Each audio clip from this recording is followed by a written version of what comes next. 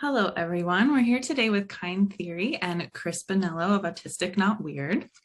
I'm going to start out with some brief introductions. I'm Dr. Laura Z. Weldon. I'm on the board of Kind Theory, which is a nonprofit that is trying to create a kinder world for neurodivergent people. So our mission is to provide education and events to dispel myths, challenges, and stigma and invite compassion. We're trying to do a lot of work to really bridge the neurodivergent communities and systems that need change. So connecting schools, businesses, institutions to neurodivergent educators and resources to try to create a future that is more inclusive, equitable, and accessible for all of us. We're here today also with our founder and executive director, Samar Wakar, and Chris Bonnello, which I'm sure many of you have heard of. So I'm going to read Chris's introduction from his website. Chris is an autistic writer, novelist, and special needs tutor, formerly a primary school teacher based in Great Britain. Since 2015, he has become a national and international speaker on autism issues and a multi-award-winning writer behind Autistic Not Weird, one of my favorite blogs. He is also the author of the Underdogs novels, a near-future war series featuring autistic and otherwise neurodiverse heroes. He has been nominated for 7 awards to date, winning 4. He plays chess international, winning nothing, and can solve a Rubik's Cube in 14.88 seconds, which he has brought with him today and is offered. Yeah, that's a bit out of date. My record is now 13.77 seconds. Wow. I still average 20 though, ish. Oh, okay. Such a long time. Oh, it's so fun to watch. Welcome, Chris. Thank you for being here today to talk with us. Thanks for having me. Appreciate it. We're going to start today just with I'd like to get to know you a bit. So for listeners and viewers who haven't heard your backstory, would like to hear a little bit more about your autistic journey and how Autistic Not Weird came into being. I personally was just going through your website and I realized that your new survey came out in March of this year. There is a wealth of data there that is so validating and exciting and must have been so much work for you to do. So on behalf of the community, thank you. Yeah, thank you. I'm quite honored by how many people have taken the time to say thank you for the work that's, because yes, it took months of work, and thankfully I do have a maths degree and I'm hugely detail oriented as well. So I won't go as far as to say it was fun, but it was the arduousness of it was kind of helped by the fact that it was kind of in line with how my brain works. But yeah, once it went up, people have been very complimentary about it, and people have been using it to as you says, your mission statement was dispel myths and get the truth out there about the autistic experience. So yeah, I'm quite grateful for how it's been received. And I love how much it gives us some more objective data, some quantitative data to back up the qualitative conversations we have all the time about how a lot of us actually kind of like being autistic, and we don't think that it's such a problem. And that we really understand that we're different from very early on. But that the issues that come from that are more about the interface with the rest of the world than how we actually feel about ourselves, which I think is really exciting to have some numbers for. So thanks again. Yeah, no problem. Speaking of understanding ourselves as different from a young age, you have in your bio on your website that your parents took you for an autism evaluation when you were 4. Yep. And that despite they found some differences and challenges that you were experiencing, you did not receive that diagnosis until you were 25. Yeah, well, it was 1989. The movie Rain Man had only been out 1 year. So that was how far back in time we were in terms of autism understanding. I was told, no, my parents were told, don't be silly, Christopher can't possibly be autistic. He can go to the toilet by himself. He can talk. And he knows what numbers are. I mean, seriously, every time you take him to a nursery, you're late because you have to stop at every lamppost so you can read the numbers on each of the lampposts. How can he possibly be autistic? And then, yeah, in 2011, I got told by a consultant psychiatrist, oh, yeah, sorry, Chris, you've been autistic your whole life. We just didn't know what it was back then. That really says something about the history of diagnosis and how much that has changed. how did it affect you to find out at 25? Like, do you remember going at 4? Do you remember feeling different growing up? Oh, I was certainly different growing up. I was definitely the weird kid, hence website name, autistic not weird. A lot of people, going off topic a bit, a lot of people say, yeah, but I'm autistic and weird. And yeah, fair play to you. I'm just saying that's the website name, autistic but weird in a good way, as opposed to a bad way, which I always felt kind of judged by, doesn't quite have the same ring to it. But yeah, certainly felt different while I was growing up. I found out about a year and a half before my diagnosis, after my sister, who was also in teaching, her experience with autism was a lot different to mine. My experience of autism in the classroom was students with quite complex learning difficulties. Her experience of autism was young people who had been diagnosed with Asperger's syndrome, as it was at the time, who had this diagnosis, but very much reminded her of the younger brother who she grew up with. So she told me, and oh yeah, that actually makes quite a lot of sense. And keeping the story short, I wasn't going through a particularly good time in my life back then. So my first reaction was, yeah, this explains a lot. Later on, that went to, oh, I'm autistic, which means I'm bad at this and I'm bad at that and so on. But really, I think the main reason I reacted like that was it was a reflection of how my opinion of my life was at the time. I think it's fair to say that my opinion has ended up going up considerably since then. And yeah, speaking as someone who's given speeches about autism in India and Sydney Opera House, I'm kind of glad that I found out I was autistic by now. It opened some interesting pathways for you. I hear that a lot with my own patients, that often adults who are getting diagnosis, it happens from burnout. They're in a state of burnout and their coping mechanisms aren't working as well anymore, and then they end up getting the diagnosis at that time. But you can only go up from that state. Yeah, it's kind of sad, really, that autism is diagnosed by its weaknesses rather than by its general characteristics. There are plenty of autistic people out there who don't have an autism diagnosis because they're not struggling enough. Their needs are being met too well. Mm-hmm. And therefore, you can't be autistic because autism is a bad thing. Yeah. And that's, as your survey said as well, that's one of the problems with identifying as a disorder instead of a neurotype, as most of the autistic people who responded would prefer. Yeah, but I think there are ways to go too far with that, though. We don't want to venture into the territory of autism isn't a disability, it's a different ability. Even though for me, yes, it is a different ability and it's not a disability. Mm-hmm. But if we stick with that across the whole autistic community, it's quite harmful, really. It's quite invalidating to, in fact, yeah, in saying that, oh, don't worry, autism isn't a disability, what you're implying is that disability is bad. And right. Even though it has intentions of being autism positive, ask a disabled autistic person whether saying, don't worry, autism isn't a disability is actually autism positive or disability positive. Oh, really. Couldn't agree more. I think we're going to get back into the sort of deeper themes that you just touched on a little bit later, but I want to have a couple more questions just about your journey before we get there. Yeah. I was wondering about your teaching career. How did you get into teaching? And then I'm going to immediately ask why you decided to leave teaching and get into Autistic Not Weird. So if those stories blur together for you. Oh, it's funny you should say it, because by the time this goes out, I'll have left teaching forever a second time. Wow. Yeah, it's curious timing, really. As it stands, I am now less than 48 hours away from leaving teaching.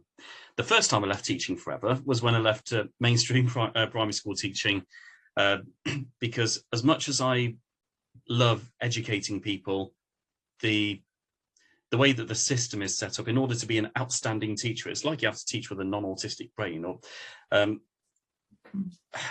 not just a non-autistic brain, but be flexible enough to work for a system that has this set of standards for an outstanding teacher one year, and then the next year, no, this is a complete different set of standards that you need to meet. And so it goes right down to the way you're supposed to teach things. Like that, they'll sing the praises of, isn't it great that we're all different and we're so diverse and so on. But no, you must teach all of your students this particular method so they can learn multiplication. then a few years later, they'll completely change the method, and that's the method that all students should be taught, and so on. I don't want to go into too much of a rant, even though I already have, but that was the first time I left teaching forever. Turns out I didn't leave teaching forever, I just left mainstream teaching forever. I then ended up kind of almost sleepwalking back into the teaching profession. I was a tutor for autistic students outside of schools, and then one contact led to another, which led to another, and then I ended up being a teacher in a school for autistic students. And yeah, a bit of a side story. I go off on a lot of tangents, but I only go off on the tangents that I think are worth it. That school, which I'm leaving in 2 days' time, it was the first time I'd ever completely won over a class of students within the opening sentence of working with them. Normally, teachers need to take about a term, maybe a couple of months to completely establish themselves with the students. But I walked into the classroom and said, "Hi, my name's Chris." It's first name terms. So my name wasn't Mr. Bonnello, it was Chris. And hello. So I just thought I'd wave to the gatecrasher there. Hello. Where was it? Yeah. So I walked into the classroom and said, "Hi, my name's Chris. I'm autistic as well. I'm your new maths teacher, and I used to be a primary school teacher, but then I left when I realised how much mainstream education sucks."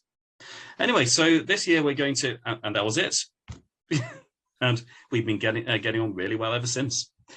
Well, I can only imagine how much they felt understood, because if they'd been in the mainstream education system, they probably felt similarly.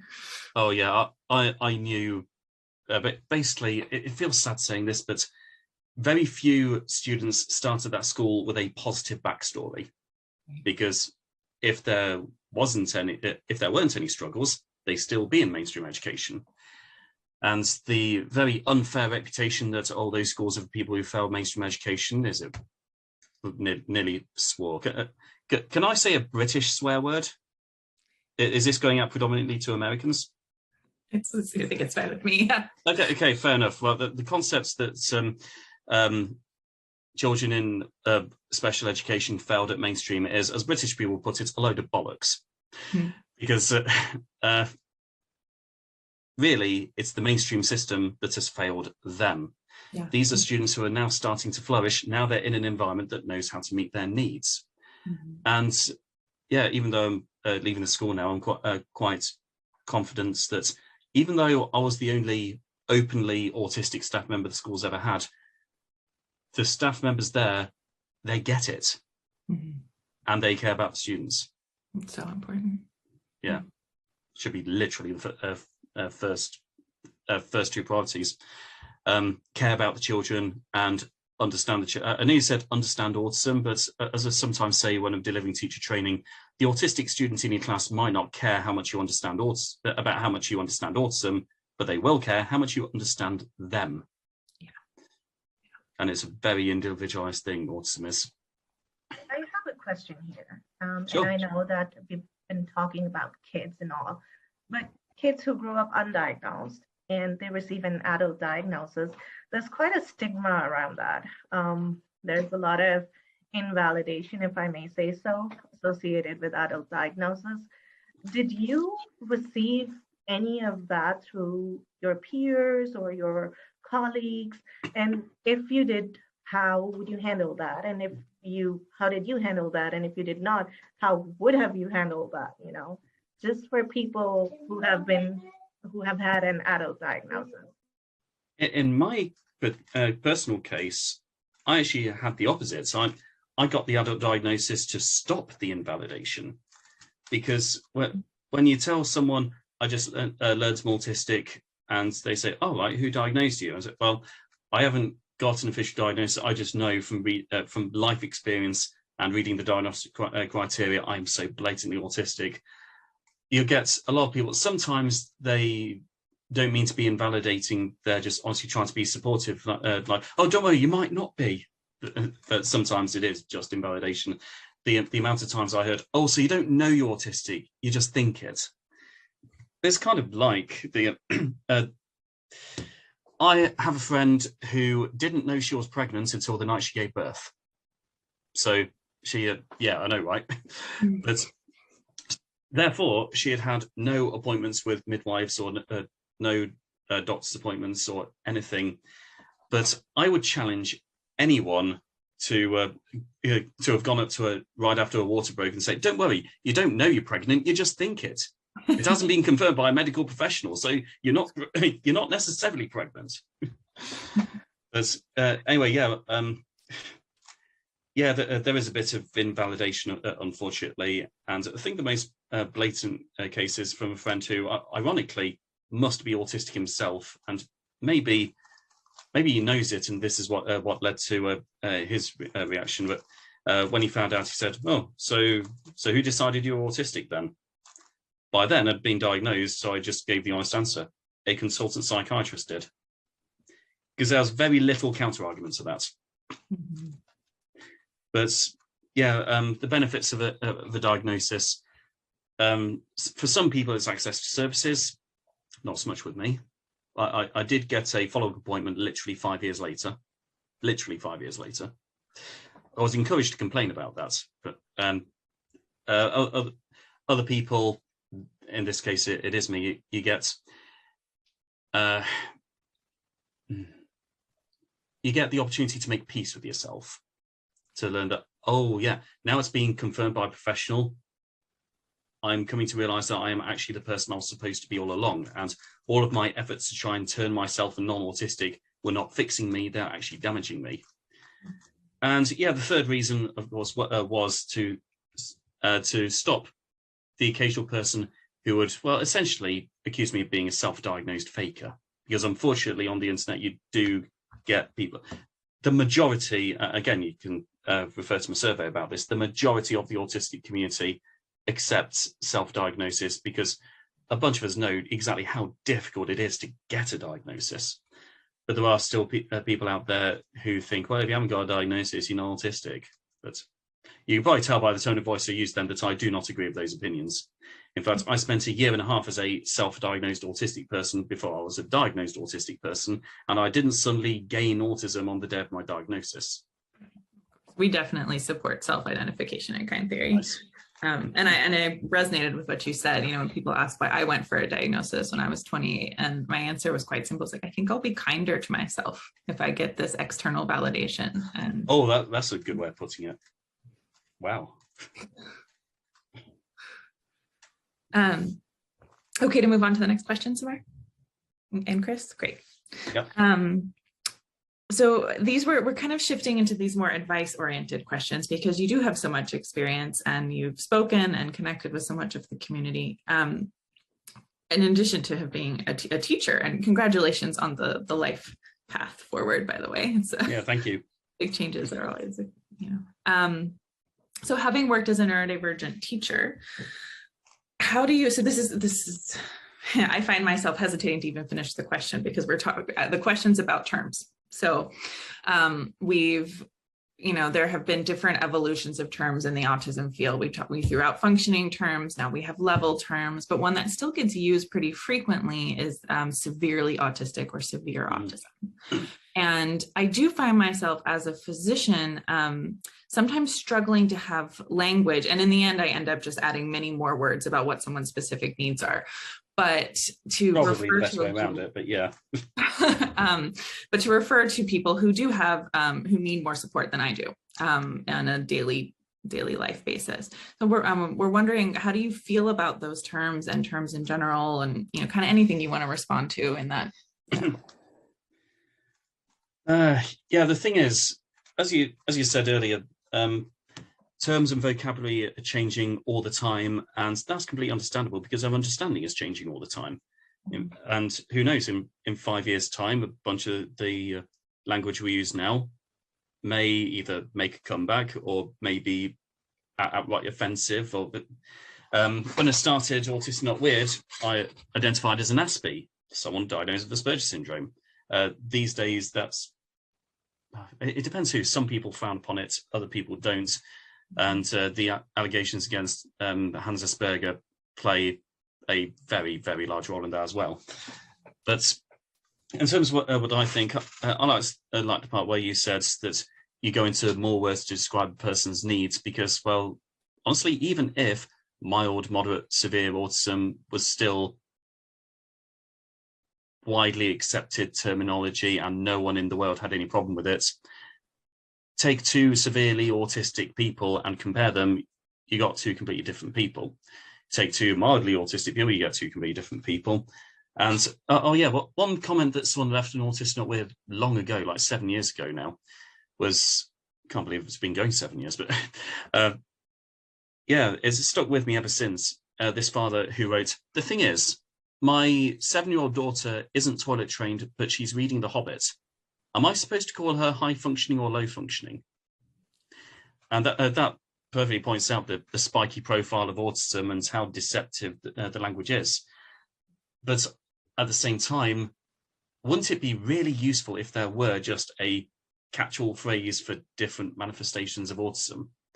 If we could say something like severely autistic, that isn't problematic, that expresses that, well, we pretty much have it, it's high support needs. But even then, high support needs could be someone who can talk to you just the same way as I can, but really struggles with suicidal ideations.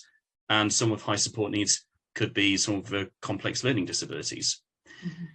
Yeah, for the record, when I'm talking about people with, trying to find a way of structuring the sentence, because I was about to say, when I refer to people with this, I refer to them as this before realizing that I'd just literally be repeating the same term, but whatever. When I refer to people with complex learning disabilities or profound educational needs, that is usually the language that I choose.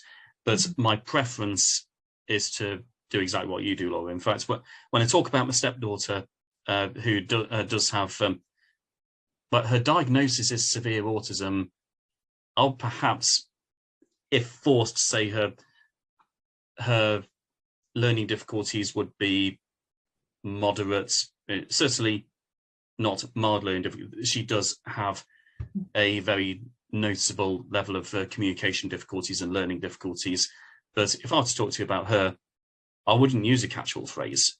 First thing to do would be to tell you how awesome and humorous and sarcastic she is. Yeah, absolutely. I love that the specificity, we get so much pushback on using identity first language to say we're autistic, but then the rest of everything is about celebrating the individual identities within that. Yeah. Incidentally, I'm not a person with left-handedness.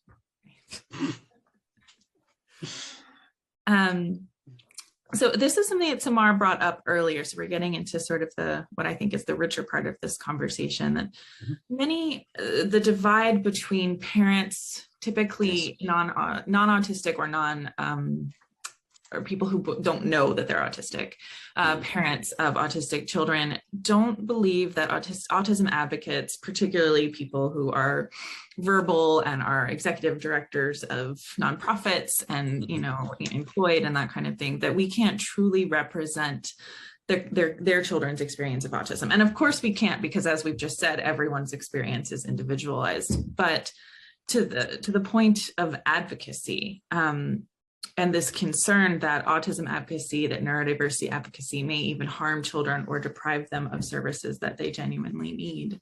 Wondering what your thoughts are on this huge divide. Well, nice and easy, quick one to answer then. I know. So there's a lot of context that needs to be set out here. And one of the bits of context is, like you said, all autistic people are different. So of course people are right in saying that when I talk about my personal experience of autism, I'm not representing my stepdaughter's experience of autism.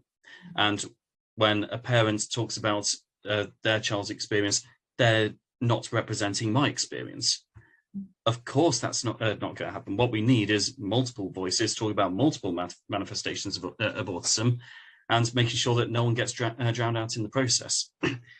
Now, the extra context is the fact that a lot of people, consciously or subconsciously, are quite uncomfortable with the fact that parents, generally non-autistic parents, who have dominated the autism discussion for decades, have suddenly had their role reduced from leader of the discussion to participant or side participants in the discussion.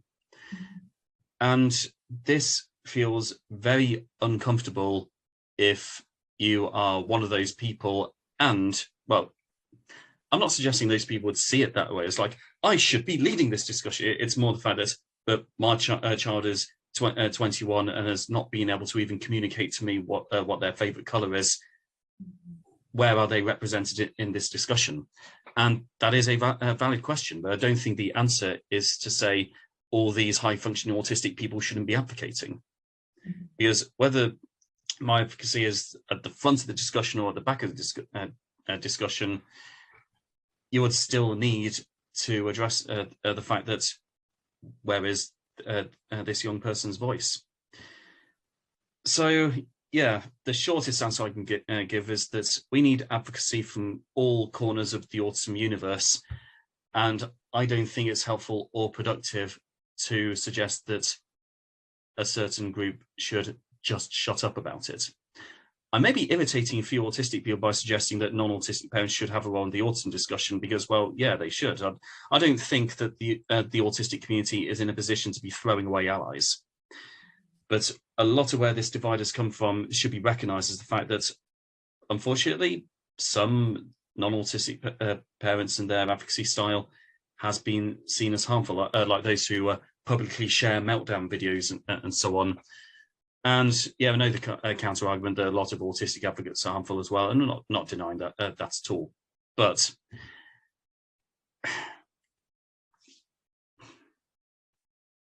it's difficult to find a decent concluding sentence for such a complex topic. But I don't think the world has been made worse for those with complex learning difficulties by the fact that people like me, my stepdaughter's life has certainly not been made more difficult by the fact that I am an autism advocate. Mm-hmm. But what we need to make sure while we're advocating, and in my personal experience, this clearly does not match every parent, obviously, but in my experience, other than the parent community, you're unlikely to find any community as devoted to fighting for the rights and the dignity of people with complex disabilities as neurodiversity advocates. But a lot of that gets lost in the discussion because we're too busy arguing with each other. Yeah, absolutely. I hear that. I feel like part of it too is this misconception that advocating for neurodiversity as a paradigm or neurodivergent acceptance is somehow saying that autism isn't a disability, which you mentioned at the beginning. That saying that we should be accepted and included is not the same as saying that we are not disabled. That's something that I get asked a lot by parents of kids when I'm working with, like, do you consider yourself disabled? I'm like, absolutely, yes. The world is not set up for this way of being, and there are real challenges that come along with it. But it's still, I still would rather the world shift to accept the rest of us than to continue forward in the way that it has been. That is a really hard, difficult thing to end. I just trailed off myself, so I'm gonna look down for another question here. As someone who's worked, so you've worked with a lot of children, and I find so a lot of the conversation around autism becomes around behaviors, and I'm not personally fond of it because I think most of this is either signs of neurological difference and or distress that needs to be treated and supported rather than some sort of behavioral choice. But to just set that aside for a second and accept the word, because it's the easier way to get this question out. If a child's having behavioral challenges, at home or in the classroom, have you found any themes, underlying causes or strategies to help with those challenges? How can parents support their kids when they have these differences? Another nice, really easy to answer question. I know. Well, no, I don't have any quick answers to it, and nor would I claim to.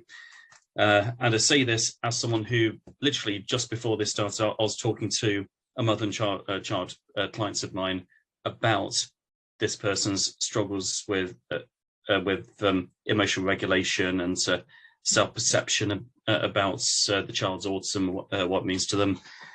And no, there aren't any easy fixes to it, but say the question again, and I'll pick something really specific and give my insights about that. Mm-hmm. There were two kind of questions. The broader one is, how can parents support their autistic children? And the more specific one was, have you found any themes of underlying causes or strategies that help with these, quote, behavioral challenges? Okay, well, common themes: the fact that the world is built for everyone else. The fact that often, and I include autistic children with emotional regulation difficulties in this, often the biggest challenge of autism isn't necessarily to do with autism, the fact that we're autistic, it's the fact that everyone else isn't. Mm-hmm. Let me ask you this: if 98% of the people, the human population, had the same brains as these children who we're discussing, would these meltdowns be occurring? Or would society have designed itself around the comfort zones of those students? It's like another story I heard from the internet about a parent who asked a group of autistic, I think they're autistic teenagers, my child doesn't have meltdowns. Does that mean he's not autistic? And the teenagers responded, no, it means he's happy. Yeah, so a common theme is, well, sometimes emotional difficulties are neurologically hardwired into the brain. Sometimes, but we can't afford to make that assumption. Sometimes anxiety issues and what appear as anger issues, even though, well, autistic anger is often anxiety in disguise, isn't it? But sometimes it's just a completely natural human reaction to growing up in a world that wasn't built for you, where your weaknesses are made to stand out more than your strengths because you're, well, especially if you're in a mainstream education system that is built for neurotypical students. So that's the answer to one half of your question. That a common theme is the fact they're autistic in a non-autistic world. So what generally helps autistic children? Well, I want to steer away from saying, oh, well, they should all be in schools for autistic students, because, well, different schools suit different autistic people. If I went to a special school as a young person, my education would have suffered as a result.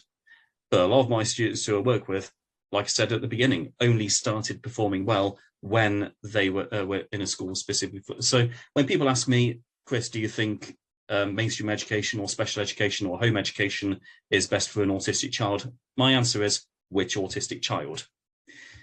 But in terms of what helps, making sure that the home environment is one where the child feels unconditionally safe. I'm reminded right now, I'm going off on a lot of tangents, but I don't care. I'm reminded of one of my godsons who, when he was younger, he had meltdowns in front of me. And that was, I know how it's going to sound, but that was an honor. Because at school, he was masking like a good, normal and boring autistic child who doesn't really look autistic. He's just the same as every other normal and boring child. But at home, he felt safe to melt down. He knew that if he melted down in front of me when I came to visit, that I would not judge him for it. That I was the person who he could struggle in front of. So, yeah, if a child melts down in front of you but is completely fine at school, that is a sign that they feel safe around you as a parent. So, yeah, even if you don't have much control over the child's education environment, make sure that the home environment is one that they feel they can be their authentic selves. And yeah, the other tangent I was thinking of is, unfortunately, there are, well, mainstream schools invariably out there who truly seem to think that if your child is struggling with attendance due to anxiety or not wanting to go to school, then make home really, really boring. Take all the technology off them, make them do extra chores, make the home experience really just unenjoyable so the school becomes the better option. Wow. So no focus on improving the school environment then, just make them choose the lesser trauma. Right. Yeah, nice. Oh, I love that reframe about the meltdowns. I think often, parents who don't have that perspective will see it as like, oh, my child is this wonderful person everywhere else, and then they're so terrible to me. But thinking about it in terms of safety and being able to let the mask down and just really process what they're feeling, I think that's really helpful. I'm not suggesting that meltdowns are anywhere close to being like, no one's going to watch a child melting down thinking, oh yes, get in, he feels safe. I mean, no one's going to think that. It was awful watching Godson melt down the way he did, but it's afterwards, upon reflection, that you think his teachers don't see this because he does not trust them with it. So once the child's recovered,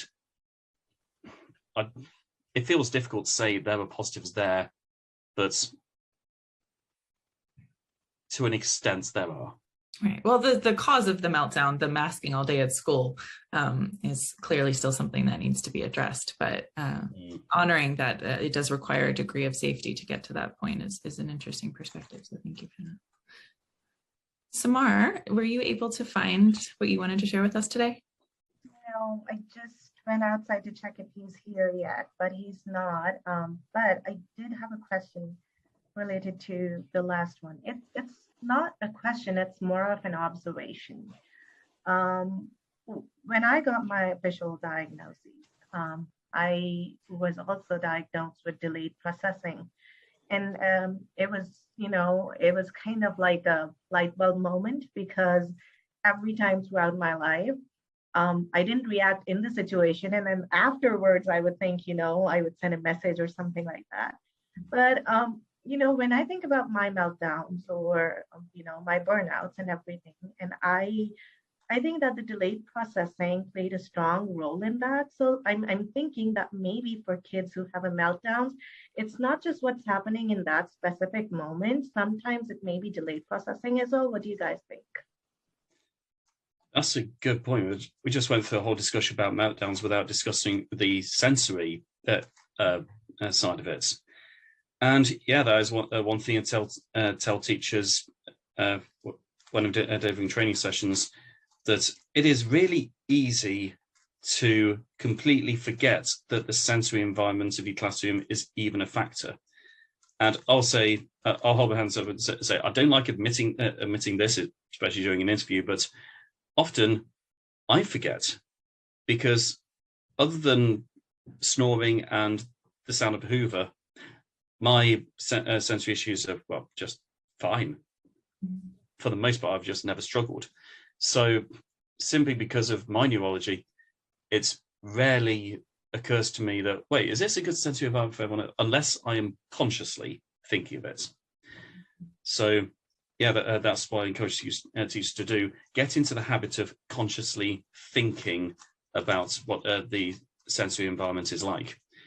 Because a child having a meltdown because they're frustrated with the schoolwork one day, even though yesterday they were struggling with the schoolwork and did not melt down. What's the difference? Well, could be that the room that they were in yesterday was fine. This room is not fine, and that gives rise to the understandable mistake of thinking that, oh, it must be the schoolwork, when no, that was just the thing that lit the fuse. The barrel of gunpowder was there all along, just placed there by the sensory environment. Building up all along, right? So about the book, now I don't have the passage here with me, as I mentioned. I do, don't worry. All right, awesome. One of the things that I liked about it, Chris, was you didn't go just about raving about their superhuman qualities and stuff like that. You highlighted their challenges as well, and how, for example, if I remember correctly, one of the characters has ADHD, and you highlight how short-tempered he is. Yeah. And so I want you to kind of like, if it's okay for you, to discuss the characters and how their different qualities and traits play into the role that they have in the book. Yeah, sure. So Underdogs, for those who don't know specifically what it's about, is a book about a near future war where the whole of Britain's been imprisoned in these giant walled cities, and the only people left free in the abandoned countryside to try and free them are a group of soldiers, like makeshift soldiers called the Underdogs. And 8 out of the 13 last surviving underdogs at the start of the series are teenagers who escaped an attack on their special school. So the main character is autistic with PDA. The kind of lead female character is autistic with severe anxiety. There's another guy who, like me, diagnosis is Asperger's syndrome because it was diagnosis back when I wrote the book. There's lad with Down syndrome, a girl with a global development delay, and Charlie with ADHD, and so on and so on and so on. And yeah, I'm trying to remember what your question is. Well, I just remembered how you highlighted some of the, challenges that they face, as long as there are other positive traits as well. And you kind of had a balanced approach, and you carried it forward, but how they handle their challenges and still come out as the heroes, Yeah, that's one thing that is massively important when you're representing autism or neurodiversity or disability is make sure that you're representing it meaningfully and not harmfully. And it's very easy to fall into the trap of harmful representation. For example, a story about an autistic person who learns how to fall in love. Maybe that autistic person just didn't want a romantic relationship in the first place, but don't worry, he's now following the expectations of the mainstream population. And in fact, there must be, hopefully, old books where, like fairy tale type books, where the wheelchair user is no longer a wheelchair user by the end of the book, because using wheelchairs is a bad thing and being disabled is a bad thing. And look, she's a better person now because she no longer has to use the wheelchair. But yeah, spoiler alert, none of the autistic characters in Underdogs overcome their autism by the end. Well, I'm not even suggesting that all of them are alive at the end of the books, because, well, 13 against a million, some of those 13 are going to die, I'm sorry. And yeah, there's no such thing as plot armor in these books. Some of these teenage soldiers will get killed. But along the way, they do become the best versions of themselves. But that is different to overcoming their difficulties. Like Kate, the 16-year-old autistic girl with severe anxiety. I'm not going to give any spoilers as to where she is or where she's alive at the end of the series, but the end of her character arc does not finish with her no longer being an anxious person. Her character arc is about her learning how to be anxious and fight at the same time, and overcoming certain mourning that she's going through, which I won't spoil. But right from the beginning, she is a character who understands that she is anxious, but the best way past her anxieties is straight through them. So basically, by habit, every time something makes her anxious, her first instinct is to confront it. Now, that is her, I don't want to say overcoming anxiety because it's not quite as simple as that, but that's her becoming the best fighter that she can be, rather than just, hey, well done, you cheated the system, you no longer have anxiety.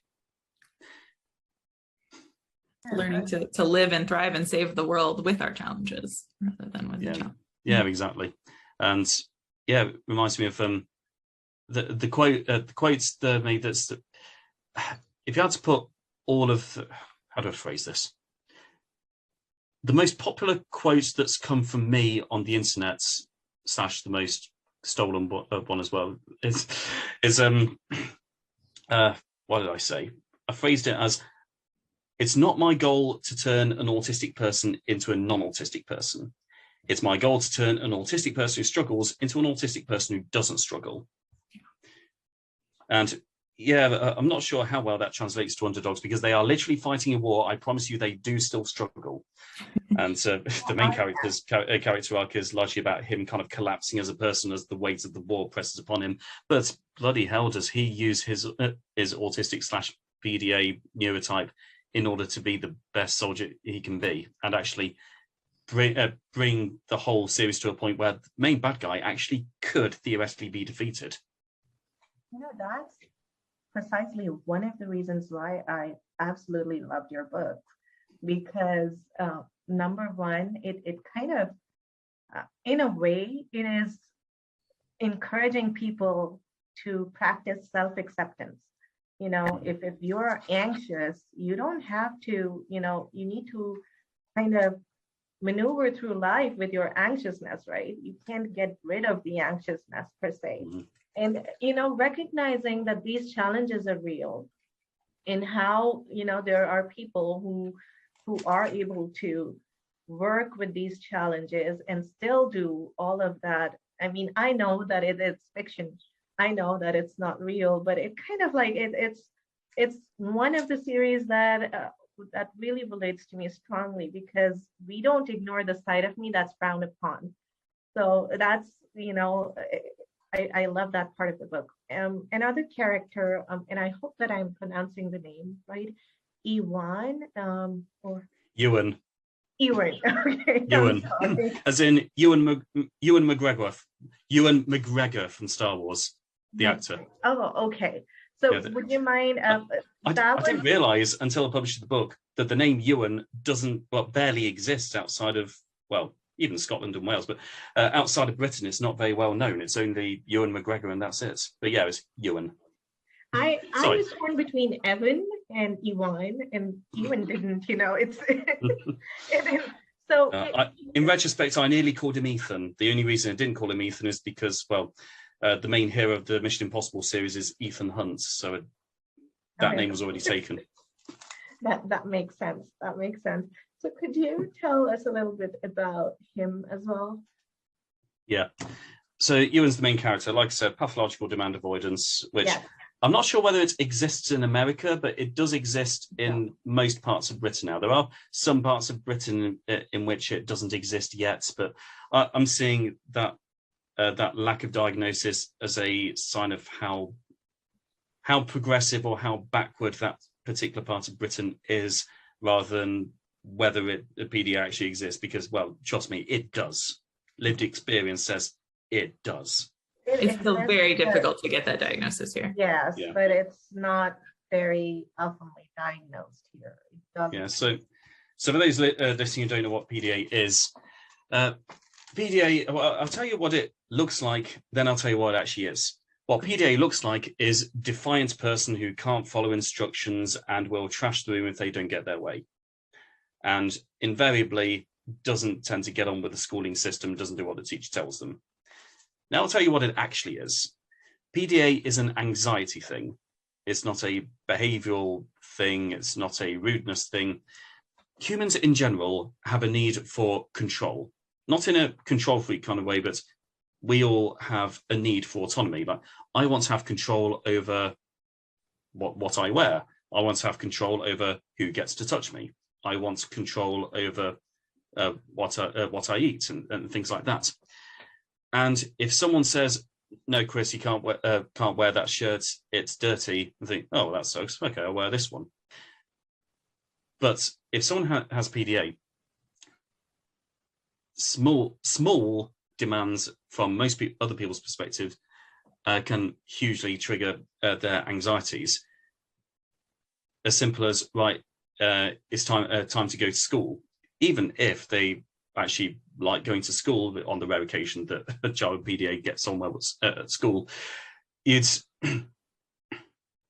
that's still a demand. There's other people are deciding where I go and what I do. I no longer have control over this situation. So think of something that you absolutely cannot afford to lose control over. Now, for you and me, that might be the car breaking down. I didn't mean to go for the car breaking down example. I'm really sorry, but yeah, you'll understand that was one of the reasons why you would have found that so difficult today, is because it took away your ability to control where you were geographically. But for someone with PDA, that could be, pretty much any demand where another person is saying, "You must do this. I am the one who decides where you are, what you're doing," and so on. So yeah, it's a huge anxiety thing, and sometimes anxiety does lead to people lashing out, doing the only thing that that person's body knows how to do when they're utterly, overwhelmed by stress. Anyway, that's Ewan. Ewan in the book series has been excluded from 6 different mainstream schools At the age of 14, started at Oakenfold Special School, and that was his last chance saloon, the very last chance he had to be educated anywhere, which is really tragic at the age of 14. But I know plenty of children who've matched that exact experience. Anyway, well, one thing led to another. The whole of Britain's been taken over by clone soldiers, and now he's a war leader. And he is leading the whole of the well, he's not. Try not to go into too much like overwhelming detail. He is the lead soldier of the underdogs. The leader of the underdogs is a 64-year-old former maths lecturer. Is absolute legend. You know Dr. Joseph McCormick, yeah, and you love him, yeah, because he is awesome. Anyway, but Ewan is the head soldier, not just because, well, he can't really follow instructions, so you might as well put him at the front, even though that does kind of work well for him. It's also because his battle instincts are really good, and he does also have that manipulative side. One thing about those of PDA, the reputation they have is that they know how to be very manipulative. But, well, there's manipulative in the general sense, and then there's anxiety-based manipulation, like trying to manipulate someone because you're trying to avoid doing something that makes you uncomfortable. So, yeah, as Ewan goes through the series, on the one hand, yes, he does come to an understanding that he is playing to his strengths. He is a better quality person than he used to be in the school system that just wasn't built for him. On the other, he is in mourning of his whole family who got murdered on the day that the war starts. And that's not a spoiler because the book starts 11 months after the war does. Yeah. But as the series goes on, and I absolutely won't give spoilers, there are many, many more reasons which contribute to him basically collapsing as a person, but trying to fight on anyway, which is difficult enough for a neurotypical person, but for an autistic person with PDA, he's got a lot to fight against on the inside and on the outside, but he does a bloody good job of it. The reason I asked about Ewan was... Ewan. Yeah, Ewan. Ewan! Say the word you and then say Okay, Ewan. Okay, say you as in you. You? Okay. Ewan. Yes, that's it. Ewan. Oh, okay. Ewan. Okay. Thank you. Well, that's difficult. Not if you're Scottish. Yeah. Well, I've always wanted to go to Scotland, so maybe I, practice my accent a bit. So the reason I was asking about Ewan was because my son has very similar characteristics. He is very intelligent, but when a teacher asks him to give a test, he says no, and he doesn't. And, I used to become very concerned and stressed about that. And it's just, thankfully the school year ended and everything was, it's not there anymore. But as we go along, these challenges are going to come because he says no to testing, even though he knows the answers. And so I was like, when I was reading about him, I was like, whoa, that's like a few years from now. This is what Omar may, look like. But yeah, it's just hopefully without the World War. I hope hopefully, yeah. And I hope the family, we remain alive. I hope that too. But yeah, it's a very real depiction of the characters and their neurotypes. So thank you for writing that. Laura, if you could request Chris to do his magic with the Rubik Cube, and then we can conclude the interview. Sure. Well, yes, by the way, did I earlier that you had a particular paragraph of, hey, Omar. Hello. Say hi. Hi. Okay. Do you want to ask me that again? I'm really sorry, I can't hear you. He's asking, how do you know my name? Because your mum just said it about a minute ago. I was just talking about you. You want to go there and play? Or he could watch the Rubik's Cube if you want. Oh, yes. Okay. My question was originally, did you have a particular paragraph that you wanted to read out? If so, once I've solved this, let me know what it is and I'll read it out because I'll immediately recognize, presumably, where it is in the book. Anyway, tell me when to stop scrambling. Okay. I'm sorry, I didn't hear half of it because Right, say stop when you want me to stop scrambling. Okay. Stop. Okay. Right, Omar, take a look at this.